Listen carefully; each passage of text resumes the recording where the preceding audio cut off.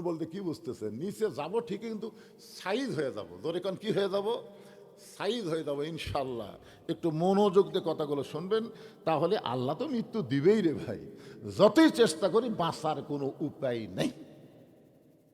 কি মনে করতেছেন খালেদা জিয়ার জন্য কম চেষ্টা করছে? খালেদা জিয়ার জন্য হায় হায়, একেবারে এভারগ্রিন হাসপাতালে যা যা দরকার বিদেশি ডাক্তার এনেও যখন হচ্ছে না, তখন বলতেছে দোয়া করেন।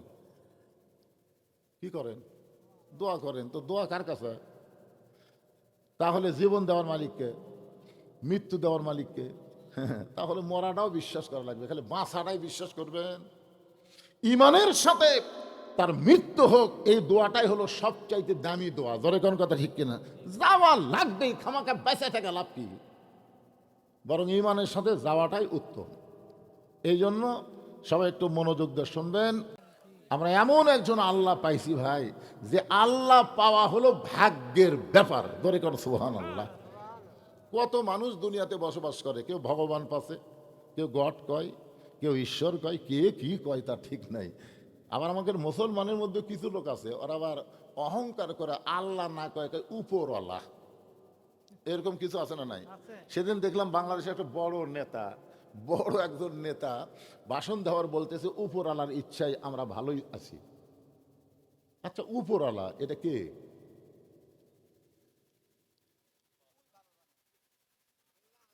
না না, আল্লাহ আল্লাহ তো, তাই না? একটা লোক যদি সবসময় জিকির করে উপরওয়ালা উপরওয়ালা উপরওয়ালা উপরওয়ালা, ওই একটা সব পাবে। আর একবার যদি আল্লাহ কয়, আর আল্লাহ যদি কবুল করে, আল্লাহ তার জীবনের সমস্ত গুনাহ মাফ করে দেয়। চিন্তা করে দেখেন, আল্লাহু লা ইলাহা ইল্লা হুয়াল হাইয়ুল কাইয়ুম। আমাদের আল্লাহ হচ্ছেন লিল্লাহি মা ফিস সামাওয়াতি ওয়াল আরদ। আমাদের আল্লাহ হচ্ছেন লাহুল মুলকু ওয়া লাহুল হামদ। আমাদের আল্লাহ হচ্ছে হুয়াল্লাহুল্লাযী লা ইলাহা ইল্লাহু। এমন একজন আল্লাহ পাওয়া ভাগ্যের ব্যাপার। আমাদের ভাগ্য এত ভালো যে আমরা জন্মসূত্রে মুসলমানের ঘরে জন্ম নিয়ে আমরা আল্লাহ পেয়েছি। সুবহানাল্লাহ বলেন। আমাদের ভাগ্য এত ভালো যে আমরা বিশ্বনবীর উম্মত হয়েছি। আমাদের বাংলাদেশে অনেক মুসলমান আছে যারা শুধু নবীকে নবী বিশ্বাস করে, কিন্তু নেতা হিসাবে বিশ্বাস করবার চায় না। আমাদের নবী কিন্তু শুধু নবী না, আমাদের নবী হলেন বিশ্ব নেতা। দরিকন ঠিক না? ছোট্ট একটা কথা বলি, হোসাইন রাদি আল্লাহ তাআলা বসে আছেন। হোসাইন রাদি আল্লাহ, নবীর নাতির নাম কি? ছোট নাতির নাম হল হোসেন। এরা সামনে কাতারে ছোট ছোট বাচ্চারে, এই যা তো তোরা যা, তোর তো তবারক এমনি দেওয়া হবে, অসুবিধা নেই। লাফালাফি করে, কি করে না করে, এইটা তো আরো ছোট, যেটাকে কি রে, আর গাঁও তো শীতের কাপড়ও নাই রে বারা।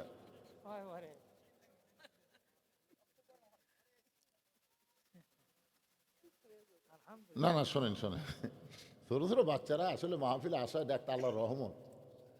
সোহান আল্লাহ বলেন। কারণ এদের মা ভালো বাড়ে, এদের আসলে খোঁজরা দেখেন, এদেরকে মা ভালো, ভালো মায়ের সন্তান হওয়ার কারণে ভালো জায়গায় সামনে কাতারে এরা চান্স পাচ্ছে। আর যারকে মাও খারাপ, এরা মেলার মধ্যে ঘুরতেছে। যাই দেখেন একটা ছেলে যে ঘুরতেছে, এ কেন ঘুরতেছে, ওর মাও জিজ্ঞেস করেন। ওর ঘোরার কারণ হলো, উনি যখন মায়ের পেটে আসছিল তখন মাও পেটত দিয়ে গোটা পাড়াই ঘুরেছে, ওই পেটের মধ্যেই ঘোরনি বেরাম পাচ্ছে। কথা বুঝলেন না? এই জন্যই তো দুনিয়াতে এসে ভালো জায়গাতেই থাকতে পারে না, খালি ঘোরে খালি ঘোরে। এদের কতগুলো ছেলে দেখলাম পিছনে আসলো, কিছুক্ষণ বক্তার দিকে তাকা থেকে চলে গেল, কিন্তু এরা যায়নি বারে, এরা বসে আছে। থাক বাবা থাক, শোনেক বানা শোনেক, দোয়া করবো আল্লাহ যেন তোদেরকে হক্কানি কবুল করে। ধরে কোন আমিন। তো যেই কথা বলতেছিলাম একটু মনোযোগ দিয়ে শুনবেন। আয়াতটা আর একবার আপনাদেরকে বলি, ইয়া আইয়ুহাল্লাযীনা আমানুত্তাকুল্লাহা হাক্কা তুকাতিহি ওয়া লা তামুতুন্না ইল্লা ওয়া আনতুম মুসলিমুন। আল্লাহু আকবার কবার সালে সবাই পারবি তাই।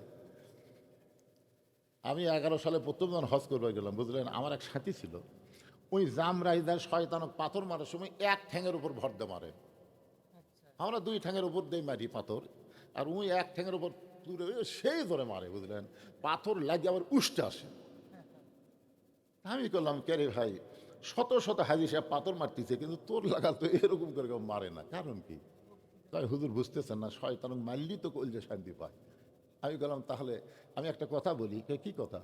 আমি বললাম ভাই তুমি নাকি হজ করতে আসার আগে রেজিস্ট্রি অফিসে গেছিলে। আমাকে হুজুর আপনি কেমনে জানলেন? আমি বললাম তুই আমার বাড়ির পাশে, আমি শুনছি তো।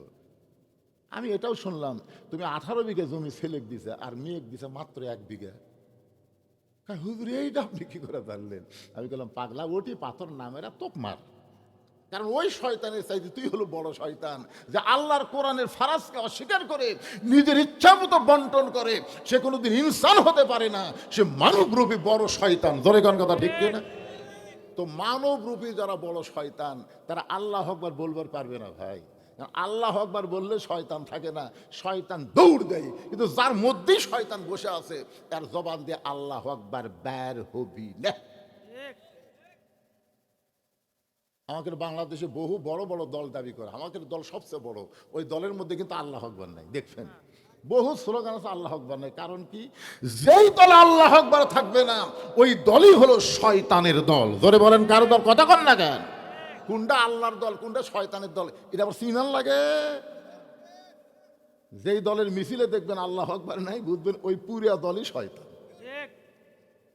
আর সেই দল ছোট হোক, কিন্তু যদি আল্লাহ আকবার তাকবীর দিয়ে মিছিল শুরু করে তাহলে বুঝবেন এরাই হচ্ছে আল্লাহর দল। তো আপনারা কোন দলত আছেন? আল্লাহর দলে। একটা সাটানা তাকবীর দেওয়া লাগবে, বুঝলেন?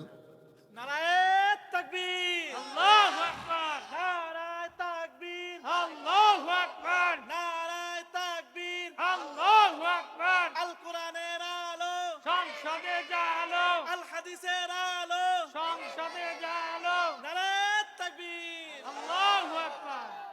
মোটামুটি একটু কি মনে হচ্ছে? ঘড়ির দিকে তাকায় দেখেন রাত 10:30 পার হয়ে গেছে, কিন্তু এই তাকবীর দেওয়ার কারণে আপনাদের চেহারা মনে হয় কেবল রাত 8টা বাজতেছে। শীতও কমে যাবে, ক্লান্তিও চলে যাবে। তাকবীরে এমন স্পেশাল একটা পাওয়ার আছে, আশেপাশে শয়তান থাকলে ওরাও পালায়ে যাবে। সুবহানাল্লাহ কোন না কেন? তো এখন হোসেন রাদিয়াল্লাহু নবীর ছোট নাতি বসে আছে, আপনারা যেরকম বসে আছেন এরকম বসে আছে। ইতিমধ্যে ইয়াজিদের কিছু লোক, কার লোক? ইয়াজিদের কিছু লোক এসে হোসেন রাদিয়াল্লাহকে বলতেছে যে আপনার নানা হচ্ছে বিশ্ব নবী। কথাটা খেয়াল করবেন। আপনার বাবা হচ্ছে বিশ্ব আলেম, আপনার মা হচ্ছে খাতুনে জান্নাত। এমন একটা ঘর থেকে, এমন একটা বংশ থেকে আপনার জন্ম হয়েছে, আপনি খালি বসে থাকবেন, যা চাবেন তাই পাবেন। কথাটা কি খেয়াল করেন আপনারা? করছেন যে আপনার বাবা নানা হলো বিশ্ব নবী, আপনার বাবা হলো বিশ্ব আলেম, আপনার মা হলো খাতুনে জান্নাত। আপনাকে দৌড়াদৌড়ি করা লাগবে কেন? খালি ঘরের মধ্যে বসে থাকবেন। আপনি কি চান? পীরের বেটা পীর নাকি খান? আপনি চান কি? যা চাবেন তাই পাবেন। এমন কথা শোনার পরে হোসেন রাদিয়াল্লাহু দাঁড়িয়ে গেলেন। ইয়াজিদের লোকেরা বললেন বসে থাকলেই পাবেন। আর হোসেন রাদিয়াল্লাহু বসে না থেকে দাঁড়িয়ে বললেন, রে ইয়াজিদের সামসারা, তোমরা যদি আল্লাহর বান্দা হইতে তাহলে আমার নানাকে শুধু বিশ্ব নবী বলতা না, আমার নানা হলো বিশ্ব নেতা। তোমরা একটা বলতেছ বিশ্ব নবী কও, তো বিশ্ব নেতাকে? হ্যাঁ, আজকে বাংলাদেশে কিছু মুসলমান এরকম আছে নবীর প্রতি দরুদ পড়ে, নবীর সালাম করে মিলাদের ভিতরে, কিন্তু নবীর সমাজ গড়ার কাজে অনেকের দ্বন্দ্ব মনে বাজে। ওয়াজ করতে গেলে হুজুর রাজনীতি দান করেন না, রাজনীতি দান করেন না। আরে পাগলা, আমি হলাম পানশা হুজুর, সবচাইতে বড় হুজুর। হিজরত করার পরে মদিনায় 10 বছর রাষ্ট্র পরিচালনা করেছে। জোরে কোন কথা কন না কেন? তাহলে আমাদের নবী রাজনীতি করেনি? নবীর নেতৃত্বে 27টা যুদ্ধ হয়েছে। নবী নিজে সেনাপতি হয়ে বাতিলের বিরুদ্ধে 27টা যুদ্ধ করছে। আপনি কি মনে করেন আমাকে নবী খালি নামাজই পড়ছে? হ্যাঁ, চিন্তা করেন। এখন সেই নবীর জীবনী থেকে যদি ওয়াজ করি খালি বিশ্বনবী বিশ্বনবী, কিন্তু নেতার কথা কইলাম না, তাহলে কি ইসলাম পূর্ণাঙ্গ হলো? হোসেন রাদিয়া বলেন, এ দিদের সামসারা, আমার বাবা শুধু বিশ্ব আলেম না, আমার বাবা হলো বিশ্ববীর, ধরে কারণ সুবহানাল্লাহ। এই যে লোকেরা কি বলছে, তোমার বাবা হলো বিশ্ব আলেম।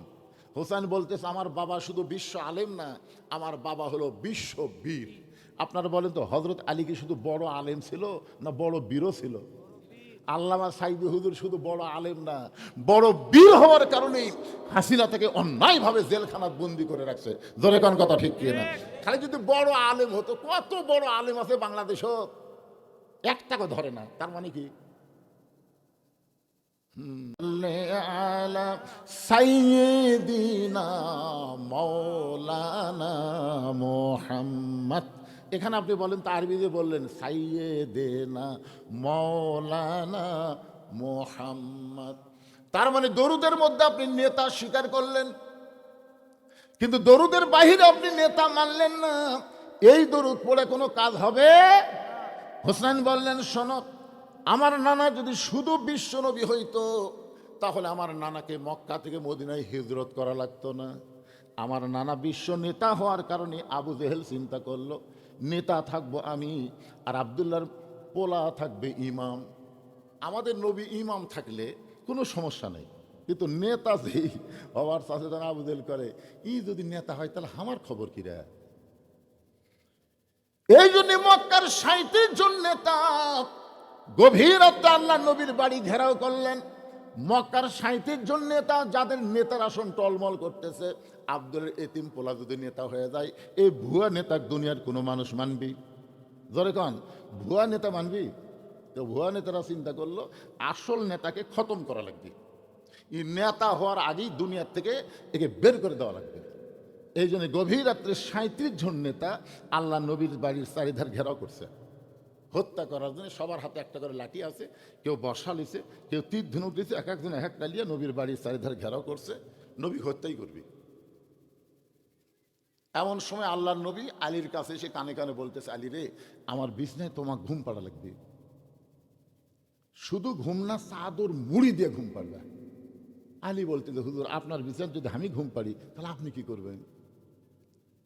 আল্লাহ রসুল বললেন, আজকে রাত্রেবেলায় আমার মক্কা ছেড়ে মদিনার পথে রওনা দেওয়া লাগবে। আলী বলতেছে, হুজুর আমি জানলাতে তাকে দেখলাম অনেকগুলো নেতা লাঠি সোঁটা নিয়ে দাঁড়িয়ে আছে, এতদিন তো কেউ আপনাকে হত্যা করার জন্য দাঁড়িয়ে ছিল না, তখন আল্লাহ আপনাকে হিজরতের হুকুম করলো না। আজকে সবাই যখন দাঁড়িয়ে আছে মারার জন্য, তখন আপনাকে আল্লাহ বাড়ির থেকে বার হওয়ার দরকার বলতেছে। আমার মনে হয় আল্লাহ ইচ্ছা করেই, এইগুলো সব আল্লাহ ইচ্ছা করে আপনাকে মার খাওয়ার জন্য করতেছে। আল্লাহ রাসূল বলেন, আলী তোমার কাজ হলো বিছনায় চাদর মুড়িতে ঘুম পড়ো, আর আমার কাম হলো হিজরত করা। জোরে কান সুবহানাল্লাহ। নবী দরজা খুলে দেখে ৩৭ জন নেতা অস্ত্র শস্ত্র নিয়ে দাঁড়ায় আছে। নবী বললেন, আল্লাহ তাহলে এখন কি করব? আল্লাহ বললেন, আপনার উপর যেই কিতাব নাজিল করেছি সব সমস্যার সমাধান। অনুনাজ্জিলু মিনাল কুরআনি মা হুয়া শিফাউ ওয়া রাহমাতুল লিল মুমিনিন। সূরা ইয়াসিন থেকে 3টা আয়াত পড়ে এক মুষ্টি বালির মধ্যে ফুঁক দিয়ে আপনি বালু ছিটিয়ে দেন। আল্লাহর হুকুম মোতাবেক নবী যখন বালু ছিটিয়ে দেয়, আল্লাহ তাআলা ৩৭ জন নেতার মধ্যে ওই চোখের মধ্যে ওই বালুগুলো ঢুকাইয়া দেয়। জোরে কোন সুবহানাল্লাহ। নবী উপর দিকে ছিটা দিয়েছে আর ঢুকা দিয়েছে কে? আল্লাহ। ওরকে হাতত লাঠি শোটা যায় আসলো, ফেলে দিয়ে বালু চোখে ঢুকলে আরো লাঠি লাঠি ফেলে দেখালি চোখ ডলতেছে। রাসূল কয়, আল্লাহ কি শুধু এখন ইচ্ছা মতো ওরকে লাঠি দিয়ে ওরকে পাসাদ বাড়ান যাবি। আল্লাহ হচ্ছে আজকে বাড়াবাড়ি না, আজকে আপনি যান, জাগা মতো বাড়ি হবি, কারণ 24 সালের 5ই আগস্ট আসা লাগবে। জোরে কোন কথা ঠিক না? আগে বাড়াবাড়ি, আগে 15.5 বছর দৌড়াদৌড়ি। জোরে কোন কথা ঠিক না? সিরাজগঞ্জ রোডে আমি আমার বউকে মোবাইল করে বললাম, গো পরিবেশ কি? আমি 2 কেজি চমচম নিছি। আমার বউ বলতেছে, আসতেছেন? জি। তাহলে আপনি আসেন না। কেন? বলে সন্ধ্যার দিকে পুলিশ বাড়ির দরজা ঘুরতেছে, আপনি আসেন না। চিন্তা করছেন, রোড থেকে আর বাড়ির দিকে আসতে মন চাচ্ছে, বউ বলতেছে আসেন না। আমার শ্বশুরকে মোবাইল করলাম যে, বাবা আব্বাজান আমি একটু আপনার বাসার যাবার চাই। বলে তোমার বাড়ি বাদ আমার বাসার কেন? বলে আমার বাড়ির দরজা পুলিশ ঘুরতেছে। শ্বশুর বললো, নাউজুবিল্লাহ, আপাতত না আসাই ভালো, কারণ তুমি যাবে যেখানে, পুলিশ যাবে সেখানে, দরকার নেই। আমার যত বন্ধু বান্ধব আছিল সবাইকে বললাম, ভাইরে আজকে রাতে একটু তোমাকে বাসার থাকবার চাই। সব বন্ধু বান্ধব বলতেছে তুমি গজবে আসো, দরকার নেই। শেষ পর্যন্ত গাড়ি এক জায়গা থুয়ে আর এক জায়গা আলুর বাগুনের মধ্যে আমরা শুয়েছিলাম কতদিন। কি মনে করছেন এইরকম নির্যাতনের পরে 24 সালের 5ই আগস্ট কি কন পিটাপিটির দিন আসেনি? একটা পুলিশ দেশের অর্থে একটু মনোযোগ দেন। রাসূল আল্লাহ বলেন, হাবিব আজকের মতো আপনি পালায়া যান, আপনাকে যা বলে আপনি তাই করেন, সময় মতো মার দেওয়া হবে, জায়গা মতো মার দেওয়া হবে। নবী চুপি চুপি আবু বকরের দরজা দিলেন। আবু বকর বলে ডাক দেওয়া মাত্রই দরজা খুলে গেল। নেতাও যেমন কর্মীও তেমন। জোরে কোন সুবহানাল্লাহ। দরজা ঢক ঢক করা লাগে নাই, কলিং বেলে কোনো চাপ দেওয়া লাগে নাই, চিল্লা চিল্লি করা লাগে নাই, শুধু আস্তে করে বলেছেন আবু বকর, সঙ্গে সঙ্গে দরজা খুলে গেল। নবী চোখের পানি নিয়ে বলে, আবু বকর আমি যে আসতেছিলাম এইটাকে তুমি আগে থেকে জানো, আমি ডাক দাও মাত্রই তুমি দরজা খুলে দিলে।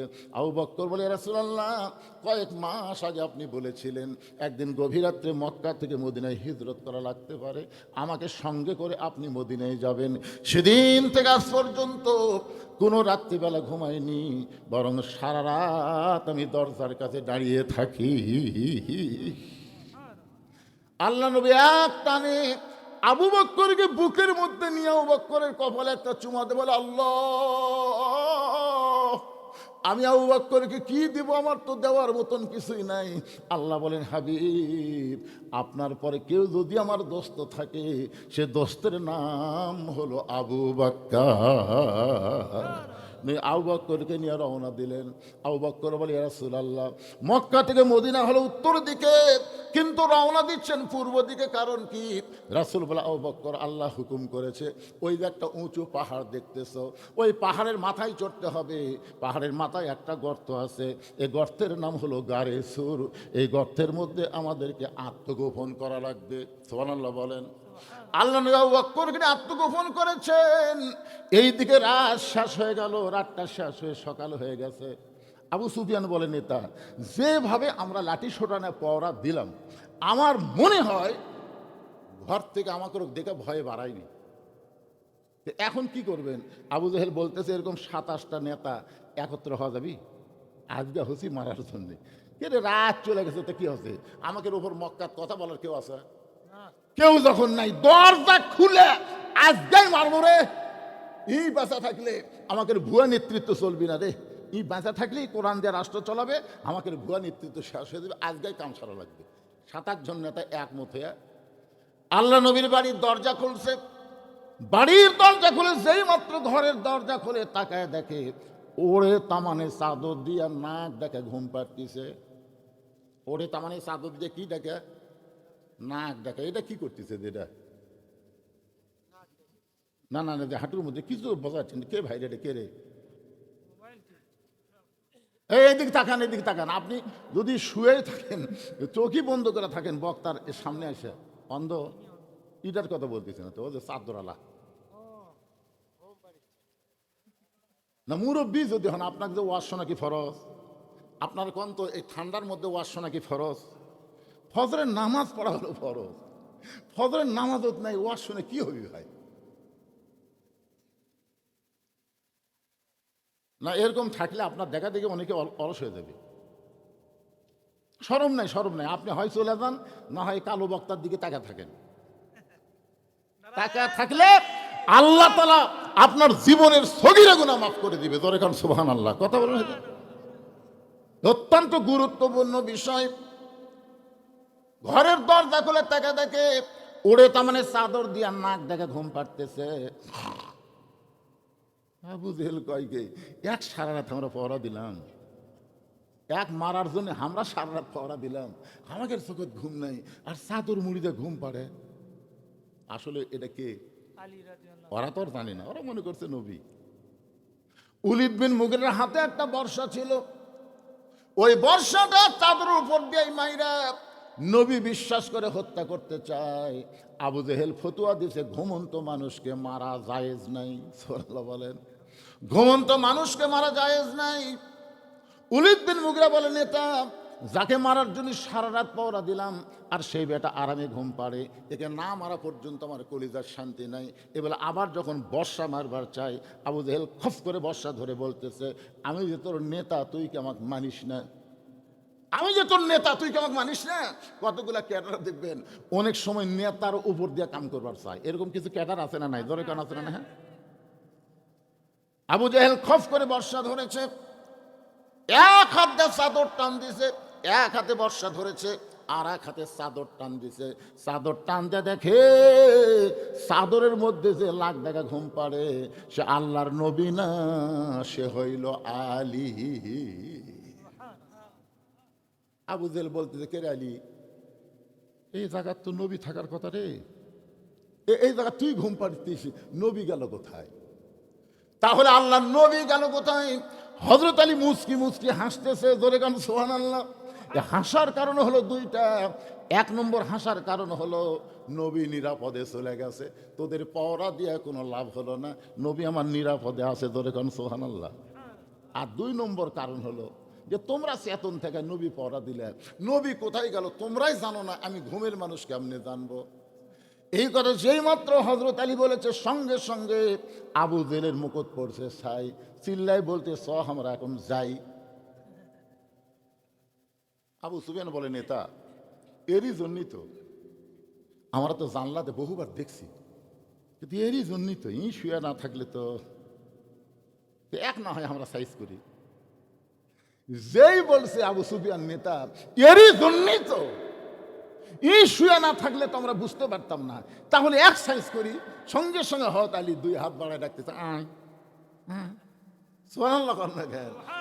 37 জন নেতার হাতে অস্ত্র আছে আর একজন আলী সবাইকে ডাকতেছে, আয় আয়। যেই মাত্র ডাকছে আয় আয়, সঙ্গে সঙ্গে আবু জেহেল বলতেছে দরকার নাই, কারণ আবু জেহেল জানে এই আলী সাধারণ কোন আলী না, এই আলী হচ্ছে ইসলাম গালিব করার ব্যাপারে আসাদুল্লাহিল গালিব। হোসেন বলতেছে, আমার বাবা শুধু বিশ্ব আলেম না, আমার বাবা হলো বিশ্ব। এ কথাটা সবাই বলতে, হযরত আলী জীবনে সম্পর্কে আপনারা জানেন না? তাহলে একটা ছোট্ট ঘটনা শোনেন। তিহিমা প্রান্তরে নবী যখন সাহাবীদের নিয়ে আলোচনা করতেছে, এমন সময় নবীর চোখ দিয়ে দর দর করে পানি পড়তেছে। তো ওসমান গনি বলে, ইয়া রাসূলুল্লাহ এত সুন্দর আলোচনা করেন হুজুর, কিন্তু আপনার চোখ দিয়ে পানি পড়ে কেন? আল্লাহ রাসূল বলে, সাহাবীরা তোমরা জানো না, মক্কার সবচাইতে বড় বীর তার নাম হলো আমর, উমর না, তার নাম হলো আমর। সে কাবা শরীফ দিয়ে শপথ করছে যে আব্দুল্লাহর এতিম পোলাকে হত্যা না করা পর্যন্ত আমি দুনিয়ার কোনো পানি পান করব না। যে আমর 3.5 মণ ওজনের তরবারি নিয়ে যুদ্ধ করে, যে আমর যুদ্ধ করতে যায় তরবারির ওজন হলো 3.5 মণ। যে আমর প্রতি সন্ধ্যায় 21 কেজি খাদ্য খায়, প্রতি সন্ধ্যায় যে খাদ্য খায় তার ওজন হলো 21 কেজি। সাহাবীরা চিন্তা করে, আমরা সারা বছরেও তো 21 কেজি খাই না, তাহলে প্রতি সন্ধ্যায় যদি 21 কেজি খায় আর 3 সন্ধ্যা হলে 63 কেজি। হায় হায়, কি খানে আলারে। সে কাবা ঘর সে শপথ করছে, মুসলমানের নবী হত্যা না করা পর্যন্ত আমি দুনিয়ার কোনো পানিও পান করব না। আল্লাহ রাসূল বলেন, সাহাবীরা রে, সে আমর আমাকে হত্যা করার জন্য মক্কা থেকে রওনা দিয়েছে। এই খবর জানার পরে আমার চোখ দিয়ে দর দর করে পানি পড়তেছে। ওসমান গনি বলে, রাসূল আল্লাহ, তাহলে আমর আসার আগেই আপনি দোয়া করেন আল্লাহ যেন আমরের হাত পা অবশ করে দেয়। আমর এখানে আসার আগেই আপনি দোয়া করেন, কি করেন? দোয়া করেন আল্লাহ যেন আমরের হাত পাও কি করে দেয়? অবশ করে দেয়। হাত পাও যদি অবশ হয় তাহলে আসে পারবি? আমাকে একজন বলতে যে, হুজুর ওসমান হাদিক যায় গুলি করে হত্যা করলো, আল্লাহ কি করলো? হায় হায় হায়, ওসমান হাদিকে যে গুলি করে হত্যা করলো, আল্লাহ কি করলো? ওসমান হাদি যদি আল্লাহর পথেরই লোক হয় তাহলে আল্লাহ তাকে সাইজ করলো না কেন? এরকম কিছু কথা কিন্তু মানুষ বলে, উদ্ভট কথা কয় না। আবার আমার কাছে একজন বলতেছে, হুজুর মাটির পুতুল বানায়া করিলা বেহোশ, তুমি যেমনি নাচাও তেমনি নাচে পুতুলের দাও দোষ। তুমি সর্প হইয়া দংশন করো আবার ওঝা হইয়া ঝাড়ো, তুমি চোরকে বলো চুরি করো আবার পুলিশ হইয়া ধরো। নাউজুবিল্লাহ খান না খান। এরকম কিছু লোক নাই, এই যে একটা আবুল আবুল সরকার বাড়াচ্ছে, আল্লাহর নাকি আগামাতা নাই, কখন কি কয়। এটা আপনাকে বুঝাই দিব, ওয়ালা তামুতুন্না ইল্লা ওয়া আনতুম মুসলিমুন, মুসলমান না হয়ে মরা যাবে না। এইটা বুঝানোর জন্যই তো আপনাদের বলতেছি ভাই জান একটু মনোযোগ দিয়ে শোনেন। ওসমান গনি বলে রাসূলুল্লাহ হুজুর আপনি দোয়া করেন আল্লাহ যেন আমরের হাত পাও অবশ করে দেয়। নবী তাকায় দেখে প্রত্যেকটা সাহাবী ওসমান গনির সাথে একমত, মানে প্রত্যেকটা সাহাবী ওই কথার সাথে কয় মত, আর সুকুতু আনির রেজা, চুপ থাকাই হলো সম্মতির লক্ষণ।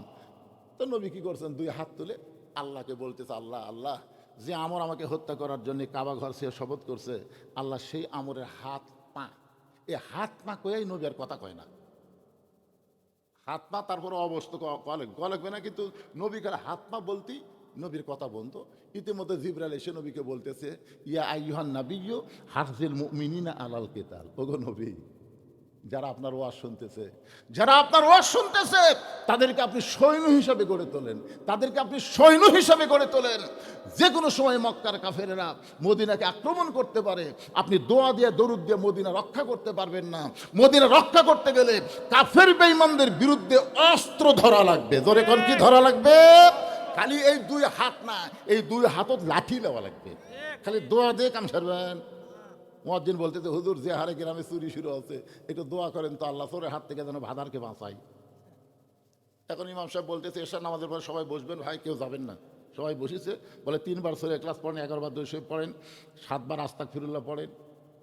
পড়ার পরে 2 হাত তুলে বলতেছে সবাই আল্লাহর কাছে কাঁদবেন, ভাই আল্লাহ আল্লাহ চোরের হাত থেকে ভাদারকে তুমি হেফাজত করো, আল্লাহ আল্লাহ আর যেন এই গ্রামে চুরি না হয়, আল্লাহ চোরের হাত থেকে হেফাজত করো। ইমাম যখন কান্দে কান্দে দোয়া করতেছে, চোর জানলার ওই পার থেকে বলতেছে আমিন আমিন। আচ্ছা চোর আমিন আমিন করার কারণ কি জানেন? যে তোরা দোয়া করে ঘুমা আর আমি চুরি করি। আর ইমাম সাহেব যদি বলতো চোরের হাত থেকে বাঁচার জন্য কোনো দোয়া না, প্রত্যেকটা 3 হাত করে একটা লাঠি কাটো, 3 হাত করে একটা কি কাটো, লাঠি কাটো। যে দিক দিয়ে চোর আসবে এই রাস্তাগুলো তোমরা চিহ্নিত করে গোপনে গোপনে প্রত্যেক রাস্তায় 5 জন লাঠি নিয়ে দাঁড়ায় থাকো, দেখি চোর কোন দিক দিয়ে আসে। এটা যদি চোর শোনে আমিন কবি, ওরে বাবারে 2 হাত খালি দোয়ার জন্য না রে, এই 2 হাত হলো লাঠি ধরার হাত। আল্লাহ নবী আর দোয়া করলেন না, আমরের হাত না বলেই নবী আস্তে আস্তে হাতটা নিচের দিকে নিয়ে আসলেন। সঙ্গে সঙ্গে ওসমান গনি বললেন, ইয়া রাসূলুল্লাহ হুজুর আমরা সবাই আপনার সঙ্গে হাত তুলে দোয়া করতে চাই, অথচ আপনি দোয়া না করে হাতটা নিচে নিয়ে আসলেন। রাসূল বললেন, সাহাবীরা রে তোমাদের মধ্যে এমন কে কেউ আসো ওই আমর আমি নবীর কাছে আসার আগে তার কাছে তোমরা যাবার পারবে? তোমাদের মাঝখানে এমন কেউ আছে যে আমর আমি নবীর কাছে আসার আগে ওই আমরের সামনে যাবার পারবে? এমন কি তোমাদের মধ্যে কেউ কে আছে? প্রত্যেকটা সাহাবী মাথা নিচু করে চিন্তা করতেছে, 3.5 ওজনের তরবারি প্রতি সন্ধ্যায় 21 কেজি খায়। সবাই চিন্তা করতেছে, কিন্তু পিছনে 11 বছরের একটা কিশোর, বুঝলেন ছোট মানুষ, আর চিন্তা ভাবনা আছে। পিছন দিক থেকে কিশোর হযরত আলী দাঁড়িয়ে বলতেছে, লব্বাইক ইয়া রাসূলুল্লাহ আমি আমরের সামনে দাঁড়াবার চাই। আল্লাহ রাসূল বলেন, এজলেস বস, এই তুই ছোট মানুষ তুই কি বুঝিস না? নবী বললেন, সাহাবীরা রে তোমাদের মধ্যে এমন কে কেউ আসো ওই আমরের সামনে দাঁড়াবার পারবা? সঙ্গে সঙ্গে হযরত আলী দাঁড়িয়ে বললেন, লব্বাইক ইয়া রাসূলুল্লাহ আমি আমরের সামনে দাঁড়াবার চাই। আল্লাহ রাসূল বললেন, আয়। যেই নবীর কাছে আসছে নবী বলতেছেন, আলী আমর জেহাদের ময়দানে 3.5 ওজনের তরবারি নিয়ে যায়, প্রতি সন্ধ্যায় 21 কেজি খায়। এত বড় বীরের সামনে তুই দাঁড়াবি, একটাবার তোর নিজের দিকে চিন্তা কর। আলী বলতেছে, ইয়া রাসূলুল্লাহ আল্লাহ নবীর প্রতি বিশ্বাস স্থাপন করার পরে আমার ঈমান আমাকে বলে দিয়েছে আমি দুনিয়ার কোনো দিকে তাকাই না, আমি আমার আল্লাহর দিকে তাকায়া থাকি। ওগো আল্লাহর নবী আপনাকে আমি এত ভালোবাসি, দুনিয়ার কোনো কাফের এসে আপনাকে হত্যা করবে, আপনাকে মারবে, আর আমি আলী জীবিত থেকে এইটা দেখব, এটা কখনো হবে না। আমি আমার জীবনের চাইতে আপনাকে বেশি ভালোবাসি গো আল্লাহর নবী, আমি আমার জীবন দিব, কিন্তু কোনো কাফেরকে আপনার সামনে আসতে দিব না। সুবহানাল্লাহ কোন না কেন? আমি আমার জীবন দিব। ধরে কোন কি দিব? সঙ্গে সঙ্গে আল্লাহর নবী বলে, ওসমান ওসমান বলে লব্বাইকে রাসূলুল্লাহ। রাসূল বলে ওসমান তোমার বাড়িতে কোনো তরবারি আছে? ওসমান গনি বলে ইয়া রাসূলুল্লাহ ওই কুরবানির সময় উট দুম্বা জব করার একটা তরবারি আছে। রাসূল বললেন তাহলে সেটাই নিয়ে আসো। ওসমান গনি এক দৌড়ে বাড়িতে গিয়ে একটা তরবারি এনে নবীর সামনে দিলেন। নবী তাকায় দেখে তরবারি ওজনে হলো 1 কেজি, লম্বায় হলো 27 ইঞ্চি। কয় কেজি? 1 কেজি, লম্বায় হলো 27 ইঞ্চি। চিন্তা করতেছেন কয় মন নিয়ে আসতেছে? 3.5 মন তরবারি নিয়ে আসতেছে। আর ওসমানের বাড়িতে আছে 1 কেজি 27 ইঞ্চি। কি করবেন? হুজুরের গেলে তো আর অত দরকার নাই। হুজুরা বছর অন্তর কুরবানি জব করে কিছু টাকা পায়। ওসমান গনি তার কুরবানি জব করে টাকা না, তিনি অত্যন্ত কি ছিলেন? ধনী ছিলেন। কেমন ধনী? আল্লাহ নিজেই বলেছেন ওসমান গনি। তোর এখন সুবহানাল্লাহ। একদিন আল্লাহ রাসূল বললেন ওসমান আল্লাহ তোমাকে কত সম্পদ দিয়েছে, তুমি কি তার হিসাব জানো? ওসমান গনি মুসকি মুসকি হাসার বলে হুজুর আপনি কি খন? সম্পদশালীর উপর যেদিন থেকে জাকাত ফরজ হয়ে গেছে সেদিন থেকে হিসাব করাও ফরজ। সুবহানাল্লাহ কন না কেন? যেদিন থেকে জাকাত ফরজ সেদিন থেকে সম্পদের হিসাব করাও কি ফরজ। কারণ শতকরা কত টাকা? শতকরা আপনার কি ধনী লোক নাই নাকি রে? শতকরা কয় টাকা? তো শতকরা 2.5 টাকা যদি আপনি হিসাব করে জাকাত না দেন তাহলে আপনার জাকাত আদায় হবে? আমি এক লোককে বললাম ভাই আল্লাহ আপনাকে কীরকম সম্পদ দিয়েছে? কয় হুজুর আমার হিসাব নেই, আমার হিসাব নেই হুজুর। তো হিসাব নেই জাকাত দেন না? কয় হাত আন্দাজে দেই। একটা লোক হাত আন্দাজে যদি কিয়ামত পর্যন্ত জাকাত দেয় তার একটা জাকাতও আদায় হবে না। জাকাত দিবার গেলে হিসাব করে পাই টু পাই জাকাত দেওয়া লাগবে। জোরে কথা কন না কেন ভাইজান? শতকরা কয় টাকা? হাজারে কয় টাকা? হাজারে 25 টাকা। হিসাব করে, এটা একটা নামতার মতো শিখাচ্ছি। শতকরা কয় টাকা? হাজারে কয় টাকা? 1 লাখে কয় টাকা? 2,500। 1 লাখে কয় টাকা? 1 কোটিতে কয় লাখ? 100 কোটিতে কয় কোটি? 2.5 কোটি। এই বাংলাদেশে 10,000 ধনী লোক আছে যাদের সম্পদ 1,000 কোটির চাইতেও বেশি। এই 10,000 লোকেরা যদি জাকাত পাই টু পাই দেয়, আমাদের বাংলাদেশে গরিব খুঁজতে গেলে অনুবীক্ষণ যন্ত্র লাগবে, গরিব খুঁজে পাওয়া যাবে। কথা কয় না বারে? এ যে শোনেন কি জন্য আমরা বলি সব দেখা হলো শেষ, আগামীতে দেখবো আমরা আল্লাহর কোরআনের বাংলাদেশ। এটা কি জন্য কই জানেন? এই কোরআন যদি সংসদে যায় 1 নম্বর নামাজ কায়েম হবে, 2 নম্বর যাকাত দেওয়া লাগবে। জোরে কোন কথা ঠিক কথা কন না কেন? নামাজ কায়েম হবে, যাকাত দেওয়াই লাগবে। দিবা না?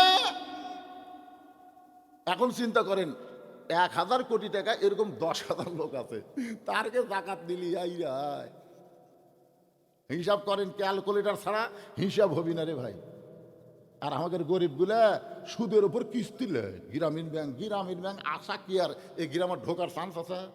আল্লাহর কোরআন দিয়ে যখন রাষ্ট্র চলবে একটা এনজিও থাকবে না, সব সুদ ভিত্তিক এনজিওকে মাটির তলে কবর দেওয়া হবে। জোরে কোন কথা ঠিক কিনা?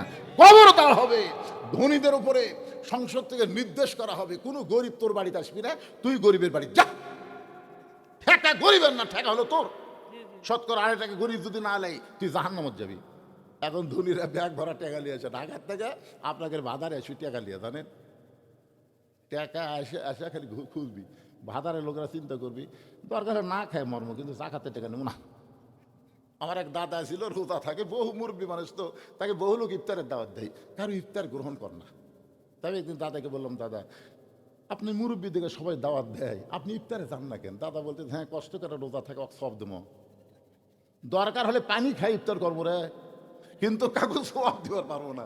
আমি বুঝাই দিলাম দাদা কারো বাড়িতে ইফতারি করলে আপনার সোয়াবের কিছুই কমতে হবে না। তুই নতুন নতুন হুজুরে ফতুয়া দিস না তো। আমার দাদাকে কোনোদিন মরার আগে কেউ ইফতার করাবারই পারেনি। কি যে একটা বুঝ, নিজে রোজা থাকছে নিজে পানি খাই ইফতার করবো, তার পরের বাড়ির যেমন। এইরকম কিছু কিছু স্বাবলম্বী ইমানের দিক দিয়ে মানুষ থাকবে যারা না খেয়ে থাকলেও জাকাতের টাকা যেই শুন জাকাত। ওর বাবারে 7 দিন ধরে গোটাল এলাকা ঘুরিছে। আপনাদের ইউনিয়নের নাম কি? বিশালপুর ইউনিয়ন ঘুরে দেখে একটা গরিব টাকা নেয় না। এটা ওমর ইবনে আব্দুল আজিজের সময় 7 দিন ঘুরে দেখে কেউ নেয় না। মনের দুঃখে মরুভূমিত গেছে, দেখি তো কোনো গরিব আছে কিনা। যা দেখে গাছতলাতে একজন ঘুম পাড়তিতে বস্তা মাথার দিয়ে। তুই মনে করছিস একবারে 7 দিন পর একটা গরিব পাওয়া গেল। গরিব দেখে বস্তা মাথাতে ঘুম পাড়ার দিকে আসসালামু আলাইকুম, বস্তাটা লাভ ধরে বলতেছে আলহামদুলিল্লাহ। বেয়া গেল কে রে, আমি তো সালাম দিলাম, তুই আল্লাহ শুকুর আদায় করিস কেন? বলে এক বস্তা টেকা 15 দিন ঘুরছি ভাই, একদিনও গরিব নাই। তো দেখে গরিব মনে করে আল্লাহ শুকুর আদায় করছি, টাকার বস্তা লে তো ওই কয় আমি গরিব, ব্যাগ লে, তুই ঘুরিস বস্তা লে, তাহলে গরিব। আপনি জানেন না, যেদিন থেকে সুদকে কবর দেওয়া হবে, যাকাত ভিত্তিক অর্থনীতি চালু হবে, সেদিন থেকে অমামিন দাব্বাতিন ফিল আরদি ইল্লা আলাল্লাহি রিজকুহা, আসমান থেকে মুমিন মুসলমানের জন্য আল্লাহ বরকতের সাথে রিজিকের ব্যবস্থা করবে। জোরে কোন সুবহানাল্লাহ। খালি সুদক কবর দেন। সুদের 1 টাকা খাওয়া মানে কি? এই কথা কোন, সুদের 1 টাকা খাওয়া মানে কি? আল্লাহ নবী সুদের বড় পাপ বলছে, জানেন? সুদের সবচেয়ে বড় পাপ হলো আল্লাহর সঙ্গে যুদ্ধ করা। কিন্তু সবচাইতে নিম্ন পাপ বলবার জন্য নবী 3 বার মুখ ঢাকছে। সুদের সবচেয়ে নিম্ন পাপ বলতে গিয়ে নবী মুখ ঢাকে। সাহাবীরা বললেন হুজুর মুখ ঢাকেন। আল্লাহ রাসূল বললেন কেমনে বলি, কেমনে বলি? না না আসলে কেমনে বলি? সাহাবীরা বললেন হুজুর না বললে কেমনে হবে? রাসূল বললেন যে সুদের 1 টাকা খায়, শেষ তার গর্ভধারিণী মায়ের সাথে 42 বার জিনা করার গুনাহ হয়। নাউজুবিল্লাহ। জোরে কোন ভাই রে, আপনাদের এই গ্রামে কেউ সুদ খায়? এর বাড়ি কোন জায়গাটা?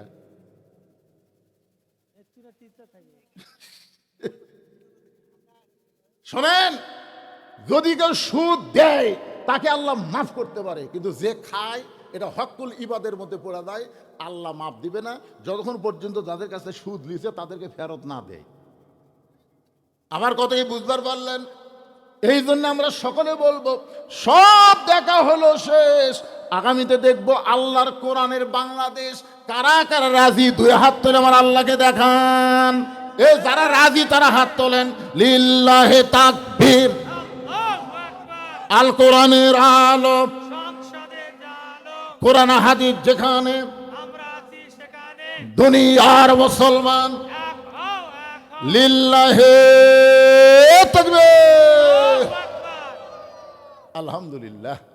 ঘড়ির দিকে তাকায় দিকে রাত বাজতেছে 11টা 10, আর আপনাদের চেহারা দিকে মনে হচ্ছে কেবল রাত 9টা বাজতেছে। ঠিক। মানুষ কম হোক তাজা, এতে এটা ঘুমাচ্ছিল এটাও তাজা হয়ে গেছে আলহামদুলিল্লাহ।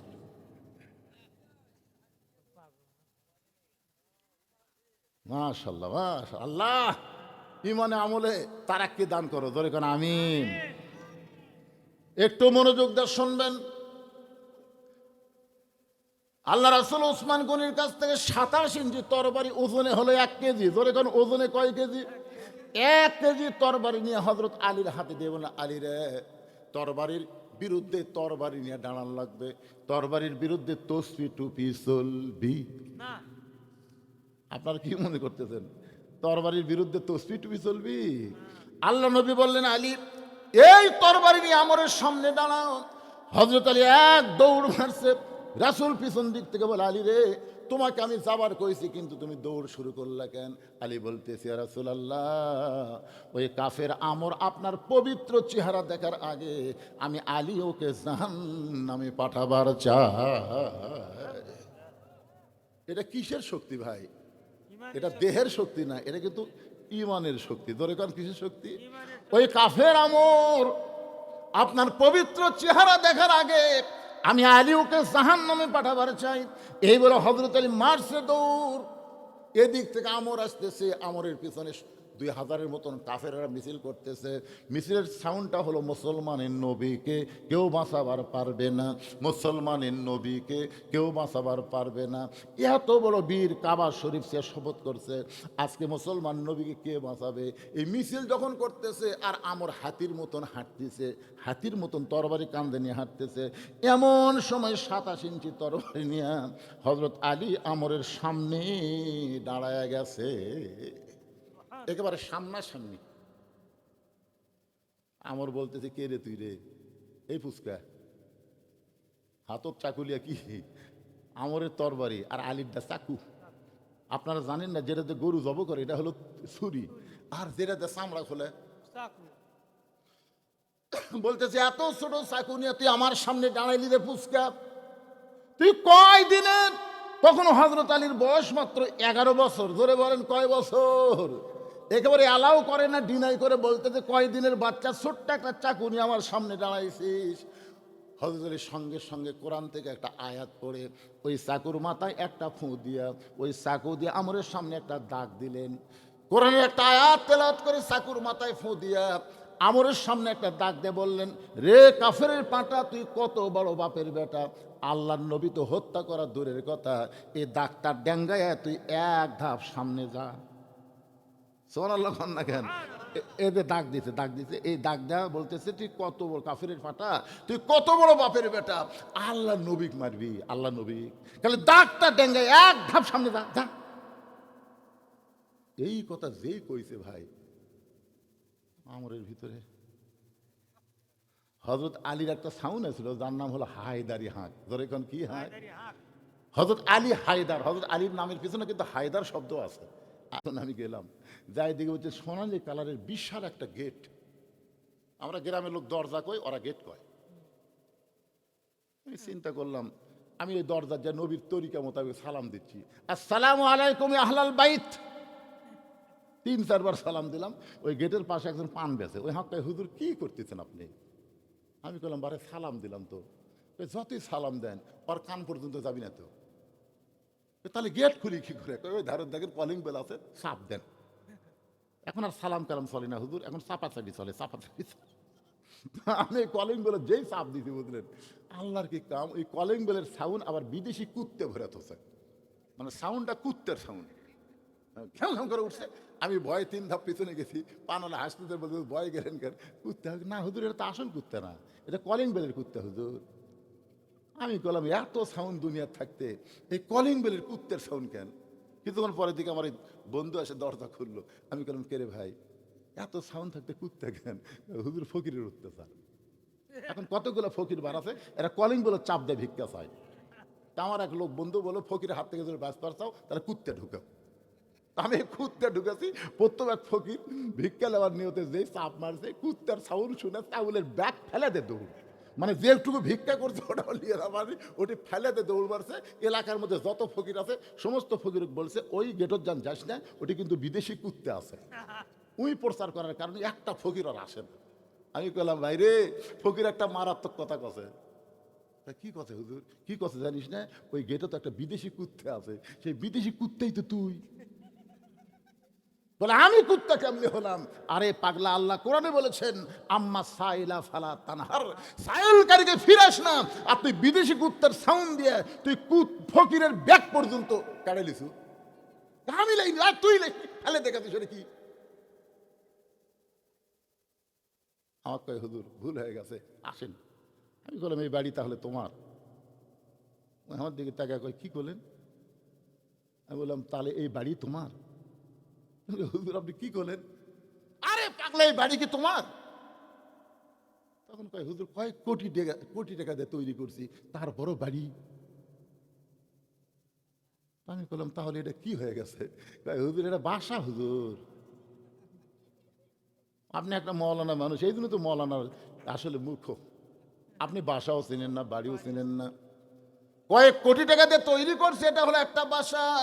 আমি তখন বললাম, ভাইজান, তাহলে আব্দুল আলিম যে একটা গান গাইছে আজ থেকে 40 বছর আগে, 50 বছর আগে, গানটা কি ভুল গাইছে? বলে, আব্দুল আলিম কি গান গাইছে? আমি তখন বললাম, এপারে তোর বসত বাড়ি, ওই পারে তোর বাসা, এপারে তোর বসত বাড়ি, ওই পারে তোর বাসা, লাভ করিতে আইসারে ভাবে, লাভ করিতে আইসারে ভাবে, হইলারে বেদিশা, এপারে তোর বসত বাড়ি, ওই পারে তোর বাসা। আচ্ছা, আব্দুল আলিম যে গান গাইলো, এই গানটা কি আপনারা খেয়াল করছেন? এ পারে তোমার বসত বাড়ি, ওই পারে তোমার বাসা। দুনিয়াতে প্রত্যেকটা মুসলমানের বসত বাড়ি হবে, কিছুদিন বসত করতে পারবে, কিন্তু চিরস্থায়ী থাকতে পারবে না। ওই পারে তোমার বাসা হলো বাসার নাম হলো জান্নাত। তুমি যখন ওই পারে যাবা তোমাকে আর ছাড়া লাগবে না। আল্লাহ চিরস্থায়ীভাবে বলে দেবেন সালামুন আলাইকুম তিবতুম ফাদখুলুহা খালিদিন। যে জান্নাত পাওয়ার পরে আর আপনাকে ছাড়া লাগবে না। আর যত বড়ই বাড়ি তৈরি করেন এই বাড়ি কিন্তু আপনাকে ছাড়া লাগবে। যেই বাড়ি ছাড়া লাগে এইটার নাম হলো বসত বাড়ি। কিন্তু যদি বসত করা যাবে কিন্তু চিরস্থায়ী থাকা যাবে না। এখন চিন্তা করেন, আমি বললাম ভাইজান চোখটা বন্ধ করেন তো। তো বাসাওয়ালা বলতেছে চোখ বন্ধ করলে কি? আরে করেন না কেন? যেই চোখ বন্ধ করেছে আমি তখন ওর কানের কাছে বললাম মিশে মায়ায় বন্দি থাইকা, মিশে মায়ায় বন্দি থাইকা করলাম কত খেলা। পশ্চিমে তাকায়া দেখো তোমার ডুইবা গেছে বেলা। এক পলকের নাই ভরসা মিশে সকল আশা। কখন বুঝি দারুণ ঝড়ে ভাঙবে তোমার বাসা। এই দুনিয়ার বাড়ি ঘর, সবাই বলেন না কেন? দেখেন বললে মজা লাগবে। এই দুনিয়ার বাড়ি ঘর একদিন হইয়া যাবে পর, যাইতে হবে অন্ধকার কহবর। যাবেন না ভাইজান? এ কি কোন যাবেন কিনা? ইয়ান জুরুবি নূরিল্লাহ, হযরত আলী নূরের চোখটা তাকায় দেখে আমরের তরবারি তরবারি না, আল্লাহ তাআলা ওটা কাঠের তক্তা বানায়া দিছে। নমরুদ খালি বারবার কয় ইব্রাহিম রে তোকে পুরানোর জন্য বিশাল একটা আগুনের চুলা বানাছি রে। এ ইব্রাহিম একটা বার তাকায় দেখ। আল্লাহ কয় ইব্রাহিম দেখো তো দেখো। নমরুদ বারবার দেখবার কয় তোমার দেখলে কি হয়? ইব্রাহিম কয় আল্লাহ আমি আপনার দিকে তাকিয়ে আছি, ওদিকে তাকাবার চাচ্ছি না। আল্লাহ কয় একবার তাকাও তো, আমি তো হুকুম করতেছি। ইব্রাহিম তাকায় দেখে আগুনের চুলা নাই, আল্লাহ শান্তির বাগান বানিয়ে দিছে। সুবহানাল্লাহ। ইব্রাহিম কয় আল্লাহ কি দেখতেছি? কই ওটাই তো, তোমার বাপ চলো করে টান মারবি আর তুমি শান্তির বাগানোর যাবে। নমরুদ যে চিল্লাচ্ছে আগুন আগুন কয়ে, আরে পাগলা নমরুদ আগুনের চুলা বানাবার পারে, কিন্তু আগুন জ্বলানোর ক্ষমতা নমরুদের হাতত নাই তো। আগুন জ্বলানোর ক্ষমতা কার হাতত? আল্লাহর হাতে।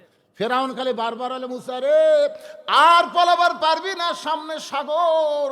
তিন দিকে আমরা সৈন্য লাঠি না দাঁড়াই আছি, সামনে সাগর, তুই পলাবি কোন দিক দিয়ে? আল্লাহ কয় মুসা, ফেরাউন বারবার সাগর কয় একবার তাকায় দেখো। মুসা বলতেছে আল্লাহ কি দেখবো? আমি তোমার দিকে তাকায় আছি। হাসবি আল্লাহ নিমাল ওয়াকিল অনিমাল মাওলা অনিমান নাসির। আল্লাহ বলেন নাসরুম মিনাল্লাহি ওয়া ফাতহুন কারীম ওয়াবাশশিরিল মুমিনিন। হাতের লাঠির আঘাত করছে আল্লাহ তাআলা 12 লাইন রাস্তা বানায়া দিছে। আপনারা বলেন তো সে আল্লাহ বর্তমানে আছে না নাই? আছে। এই যে কিছুদিন আগে ভারতের এক উগ্রপন্থী মন্ত্রী কি কইছে যে বাংলাদেশে দিন দিন মৌলবাদীরা বাংলাদেশকে দখল করার পায়তারা করতেছে। এই মৌলবাদীরা বলতেছে সব দেখা হলো শেষ, আগামীতে দেখব কোরআনের বাংলাদেশ। কিন্তু বাংলাদেশের হুজুররা তো জানে না তিন দিকে ভারত, একদিকে সাগর। যদি ভারত একবার হুজুরদের ধরে, এই মৌলবাদীদের ধরে, এরা পলানোর কোনো রাস্তা খুঁজে পাবি না। সাথে সাথে আমি ফেসবুকে পোস্ট দিলাম, এই নেংটির বাচ্চারা তোরা মুসানবিক চিনিস? মুসানবিক যদি চিনা থাকিস এ কথা বলিস না। তোরা যে সাগর দেখাবি আল্লাহ সেই সাগর আমাদের জন্য রাস্তা বানায় দিবে। ধরে কোন কথা ঠিক কিনা? তোরা অস্ত্রের ঝনঝনানি পারমাণবিক অস্ত্র অ্যাটম বোমা নিয়ে মুসলমান মারিস না। নমুদের আগুনের চুলা যদি আল্লাহ শান্তির বাগান বানায় দেয়, তোদের বোমাও আল্লাহ মুসলমানের জন্য মিষ্টি বাঙ্গি তরমুজ বানায় দিবে। ধরে কথা কোন পারিতে পারে না। ওরা ভারত থেকে বোম মারবি, আপনাকে এই জামাইল এলাকাতে এসে ওই বোমা পড়বি, পড়ে মাটির উর্বর শক্তি দেখে আল্লাহ কবি এই বোমা ইসাব্বিহুলাহু মা ফিস সামাওয়াতি ওয়াল আরদ। আসমান জমিনের মধ্যে যা কিছু আছে সব তসবিহ করে কার? আল্লাহ। তাহলে বোমার মধ্যে অনুপরমাণু কার তসবিহ করে? আল্লাহ। তো বোমা বলতেছে আল্লাহ আমরা কি করব? ওরা তো নিংটির বাচ্চারা তো মারলো, কিন্তু মুসলমানের জেহাদি ময়দানে এসে আমরা কি করব? আল্লাহ বলে মাটির পরশে তরমুজ হয়ে যা, ওই এলাকার যেটা ভালো হয় সেটাই হোক। সুবহানাল্লাহ। তো এখন আপনাকে এলাকার মনে করেন তরমুজই ভালো, বড় একটা তরমুজ পড়ে আছে, ছেলেরা কয় কে রে ওটা কি দেখা যায় না? তো যায় দেখে তরমুজ, বাড়ির থেকে দাও বটি যা আছে বলে সব কেটে কেটে খাচ্ছে। ওরা অনুবীক্ষণ যন্ত্র দেখতেছে বোমা যে জামাইল পড়লো, বোমার খবর কি? ওরা দেখে যে কাটিয়ে খাচ্ছে।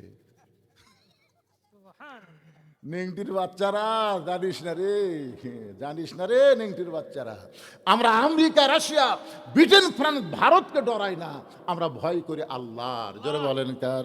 এই জন্য আল্লাহ বললেন আত্তাকুল্লাহ হাক্কা তুকাতিহি ওয়ালা তামুতুন্না ইল্লা ওয়া আনতুম মুসলিমুন। হযরত আলী এক লাফে তরবারি যখন তক্তা দেখছে, এক লাফে ওই তরবারি তক্তার উপরে উঠে, আলীর হাতে যেই ছুরি আছে তার লম্বা হলো 27 ইঞ্চি, ওজন হলো 1 কেজি, বিসমিল্লাহ কয়ে মারছে। ওই তরবারি তক্তার উপর উঠেই বিসমিল্লাহ কয়ে, মানে আমরের ঘাড়ও 27, ছুরিও 27, আল্লাহ একের খাপের খাপ মিলে গেছে পারে। শুধু ঘাড়ের সঙ্গে লাগাইছে, সঙ্গে সঙ্গে আমরের দেহ একদিকে, মাথা একদিকে পড়েছে, সমস্ত কাফের দে দৌড়, যত কাফের আসলে একটা আর নাই। এমন সময় আল্লাহর নবী এসে বলতে চাইলি, রে তুমি কি জানো তোমার ডিগ্রি হলো এই মুহূর্তে আসাদুল্লাহ হিল গালিব। আলী চোখের পানি বের করে বলতেছি, ইয়া রাসূলুল্লাহ আমি কিন্তু মারিনি। ওকে আল্লাহর নবী আমি কিন্তু মারিনি। আল্লাহ রাসূল বলে কি বলতেছে? হুজুর বিশ্বাস করেন আমি কাল ঠেকাছি। এই ঠেকাতি কিভাবে দুই ভাগ হলো আমি নিজেও তো চিন্তা করে পারতেছি না। আল্লাহু আকবার। আল্লাহ রাসূল এভাবে আঙ্গুল তুলে বললেন, যে কথা একবার কইছো এ কথা আর কইও না, আমার কাছে কসো কসো, এটা যারা আর কারি কসো কইও না, কারণ তোমার ডিগ্রি কিন্তু আসাদুল্লাহিল গালিব, এটা আমি দেইনি, স্বয়ং আসমান থেকে আল্লাহ দিছে। জোরে কোন সুবহানাল্লাহ। আলী বলতে যে হুজুর আমি কিন্তু মারি নাই। রাসূল বলেন চুপ, আর বলবা না। হযরত আলী এই যে চুপ করলেন, কয়েক বছর পর তাবুকের যুদ্ধে কামুজ দুর্গের দরজা দেশ দরজা খুলতে লাগে 100 জন, লাগাইতে লাগে 100 জন, এত বিশাল একটা দুর্গের দরজা। জিহাদের ময়দানে হযরত আলীর ঢালটা যখন পড়ে গেছে, উপর হয়ে ঢালটা না নিয়ে এক দৌড়ে গিয়ে দরজা হ্যাঁচকা টান মারছে। যে হ্যাঁচকা টান মারছে, গোটা দুর্গের দরজা হযরত আলীর হাতে ঢাল হয়ে গেছে। আল্লাহু আকবার। একটা দুর্গের দরজা হাতের মধ্যে উঠে আসে, কাফেররা কয় কে রে, মানুষ নাকি রে? সমস্ত কাফের যখন ভয়ে দৌড় দিছে, হযরত আলী রাগ করে দরজা ফেলে দিছে, 80 গজ দূরে গিয়ে পড়ছে। সাহাবেরা নবীর কাছে গিয়ে বলতেছি, ইয়া রাসূলুল্লাহ আজকে আলীর কারণে আমরা যুদ্ধে জয় হলাম, আজকে আলীর কারণে আল্লাহ আমাদের বিজয় দিল। নবী কোনো কথাই বলতেছে না। কিছুক্ষণ পরে হযরত আলী, আল্লাহ রাসূল বলে আলী খবর কি? আলী বলতেছে হুজুর আপনি কি শোনেন নাই, শুধু দরজা টান দিছি, হ্যাঁচকা টান, হাতে ঢাল হলো, ওরা সব ভয়ে চলে গেল। হুজুর এত জোরে দরজা ফেলে দিলাম, 80 গজ দূরে গিয়ে পড়েছে। আল্লাহ নবী বলেন কথা কি সত্য? আলী বলতেছে বিশ্বাস যদি না হয় তাহলে আমার সাথে চলেন। নবীর সামনে সামনে, হযরত আলী পিছনে পিছনে, ওই যে দরজা দেখা যায়। রাসূল বলেন আলী রে, যে দরজা ফেলে দিলে 80 গজ দৌড়ে গিয়ে পড়লো, ওই দরজা একটু ওপর দিকে তোলো। হযরত আলী দৌড়ে গিয়ে দরজা ধরে নাড়ে, নিজে নড়ে কিন্তু দরজা নড়ে না। সমানে দরজা টানে, নিজেই নড়ে কিন্তু দরজা নড়ে না। আলী চোখ দিয়ে দর দর করে পানি পড়তেছি, ইয়া রাসূলুল্লাহ হ্যাঁচকা টান দিলাম, হাতে ঢাল হলো, এখন দরজা ফেলে দিলাম, 80 গজ দূরে গিয়ে পড়লো, নিজে দরজা এত টানি কিন্তু দরজা নড়ে না। রাসূল বলে আলী রে, একদিন তুমি কিন্তু বলেছিলে আমি মারি নাই, তোমার কি মনে আছো? আমি মারি নাই, তাহলে কে মারছে? তোমার হাতের তরবারির সঙ্গে আমার আল্লাহর পাওয়ারের কুদরতি হাত ছিল। আজকে যখন তুমি হ্যাঁচকা টান দিছে কামুজ দুর্গের দরজা, তখন তুমি একলা ছিলে না, তোমার হাতের সঙ্গে আল্লাহর হাত ছিল। তুমি যখন দরজা ফেলে দিছ, তখন তুমি একলা ছিলে না, তোমার হাতের সঙ্গে আল্লাহর কুদরতি হাতের পাওয়ার ছিল। কিন্তু আলী রে, এখন তুমি একলা হয়ে গেছো, এখন দরজা টানো, নিজে নড়ো কিন্তু দরজা নড়ে না। এখান থেকে প্রমাণ হলো, আল্লাহ রাস্তায় কোনো বান্দা যখন মুজাহিদ হবে, ওই বান্দা নিজের শক্তিতে জিতবে না, আল্লাহর রহমত, আল্লাহর পাওয়ারে আল্লাহ তারে বিজয় দিয়া দিবে। আমরাও চাই এই বাংলার জমিনে আল্লাহর কোরআনের বিজয় হোক। জোরে কোন চাই কি চাই না? আমরা যখন বলবো হাত তোলে, আমাদের সঙ্গে কিন্তু আল্লাহর রহমতের হাত আছে না নাই? রে আল্লাহর বান্দার একটু মনোযোগ দিয়ে শুনবেন। হযরত আলী যে আয়াত পড়ে ছুরির মুখে ফুঁক দিয়া মাটিতে টান দিয়া বলেছে, তুই কত বড় কাফেরের পাটা, আল্লাহ নবী তো হত্যা করা দূরের কথা, খালি দাগটা ডেঙ্গায় সামনে যা। কোরআন থেকে যে আয়াতটা তেলাওয়াত করে ওই চাকুতে ফুঁক দিল, মুসলমান হিসেবে আমাদের জানার দরকার আছে না নাই? অবশ্যই আমি আপনাদের জানাবো। এখন হোসেন বলতেছে, রে ইয়াজিদের চামচারা, আমার মা শুধু খাতুনে জান্নাত নয়, আমার মা হলো ফাতেমা তো জোহরা। আমি নবীর কথা, নেতার কথা বলেছি, আলীর বীরের কথা বলেছি, এখন ফাতেমার খাতুনে জান্নাতের কথা একটু বলা লাগবে ভাইজান। আল্লাহ নবী ঘরের মধ্যে এসে বলে, ফাতেমা তোমার কি কখনো মনে হয় তোমার বাবা বিশ্ব নবী বলে আল্লাহ তোমাকে জান্নাত দেবে? এইটা কি কখনো তোমার মনে হয়? ফাতেমা বলতেছে, বাবা আমার সব সময় মনে হয় আমার বাবা বিশ্ব নবী হওয়ার কারণে আল্লাহ তাআলা আমারে জান্নাত দিবে। রাসূল বলে, ফাতেমা এই কথা তুমি বড় ভুল মনে করেছো মা। বিশ্ব নবীর মেয়ে হওয়ার কারণে আল্লাহ তোমাকে জান্নাত দেবে না। জান্নাত যদি যাওয়ার চাও তাহলে জান্নাতের আমল করে তোমাকে জান্নাতে যেতে হবে।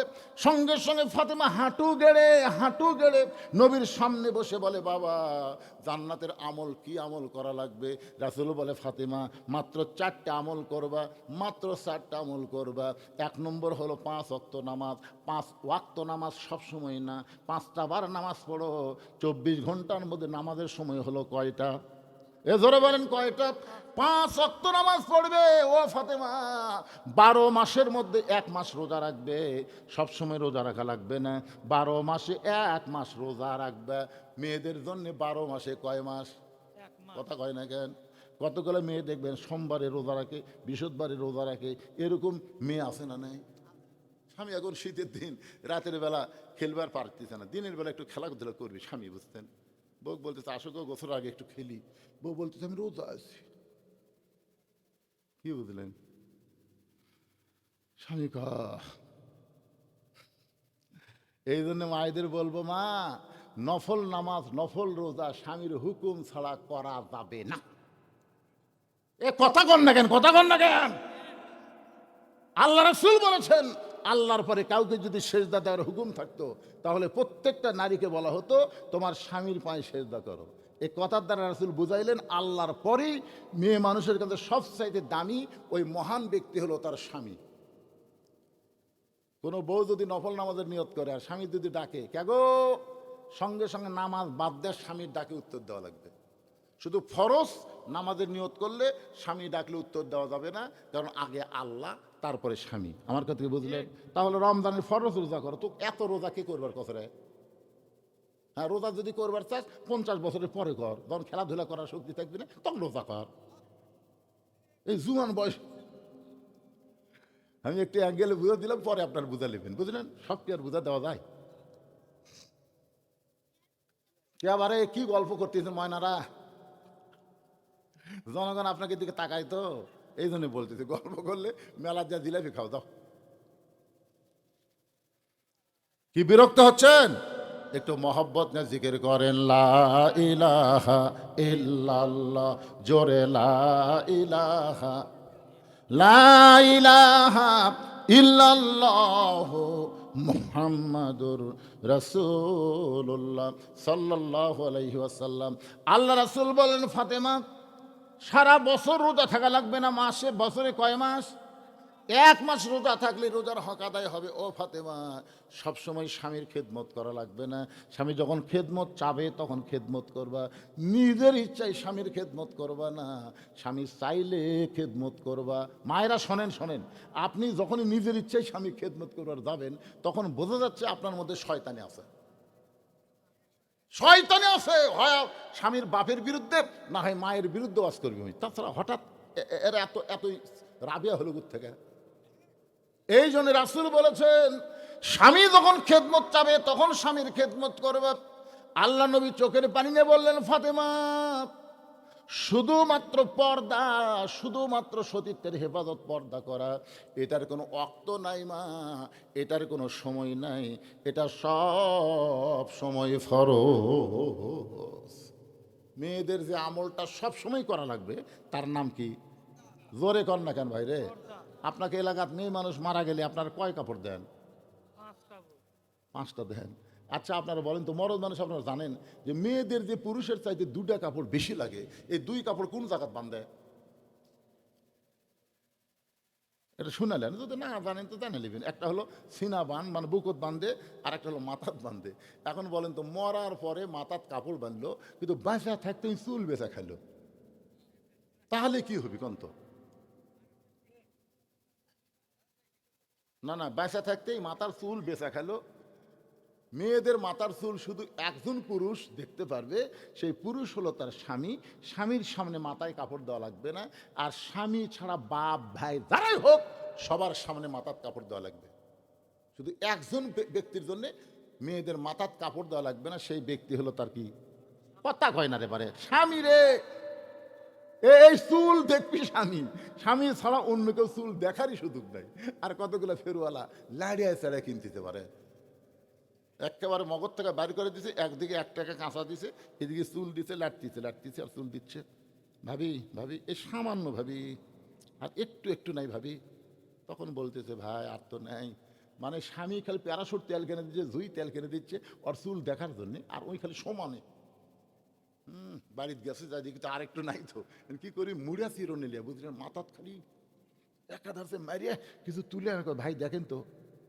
তখন চুলালা লাড়াফেরা করছে, ভাবি আরে একটু না হোক যাক, আজকে এই লিয়ে গেলাম ভাই, ভাবি আগামীবার যেন একটু বেশি হয়, বুঝতেছেন না?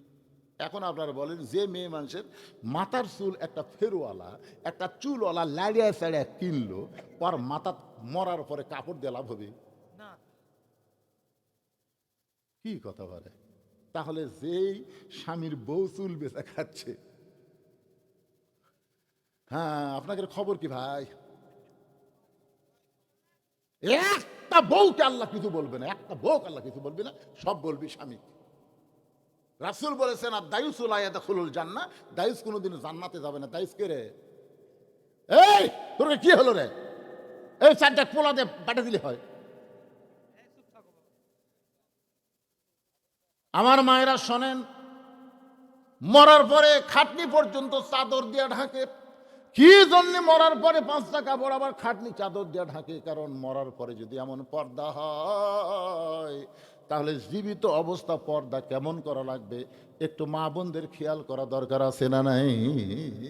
আমার মা এদের জন্য বলতেছি, মা সবাই আমরা মরে যাব, এখানে যত মানুষ আমরা আইছি এখান থেকে বাড়ি যাওয়ার গ্যারান্টি কারু আরো ধরে কোন কারু নাই। তাহলে আমরা কখন মরবো আমরা কেউ জানি না ভাই রে, কেউ জানি না। এখানে আমরা বসে আছি, আহারে এখান থেকে মরলে আমাদের দেহ কবরে যাবে। আর সেই গোরস্থানের উন্নতি গল্পে মাহফিল আমাকে বলতে, হুজুর গোরস্থানের জন্য একটু 5-10টা মিনিট আপনি একটু চাবেন। আপনারা যারা এই গ্রামের এই গোরস্থানে মারা গেলে যারা থাকবেন তারা কারা কারা আছেন একটু হাত তোলেন তো দেখি। এই ভাদার পশ্চিমপাড়া কবরস্থানে মরে গেলে আপনারা থাকবেন, এই নিয়ত যারকে আছে তারা একটু হাত তোলেন তো। আরে এই পাড়ার একটাও নাই। সবাই তুলেন, সবাই। আদারে খুশি খুশি হাত তুলেন ইনশাআল্লাহ। খুশি খুশি তুলবি কেন? সত্যি তোলা লাগবে। তুই আমার অ্যাঙ্গেল মারতে খুশি খুশি। আপনারা এই গ্রামের যারা মাহফিল করতেছেন, যারা এই মাহফিল করতেছেন, আপনারা কেউ নাই? আচ্ছা ঠিক আছে, আপনারা হাত নামান তো দেখি। আমার জগৎ পাওয়ার কমে গেছে তো দেখে ফেলছি না। আচ্ছা এই গ্রামের বাহির থেকে যারা আওয়াজ শুনতে পাচ্ছেন তারা একটু হাত তোলেন তো। এরাই বেশি। এরাই বেশি মানে সবই এরাই বেশি। সবাই আপনি কোথেকে আছেন? এই গ্রামের থেকে। এই গ্রামের আপনি? ও আপনি এই গ্রামে? ভাই আপনি এই গ্রামের? সব ওদিকে গেল।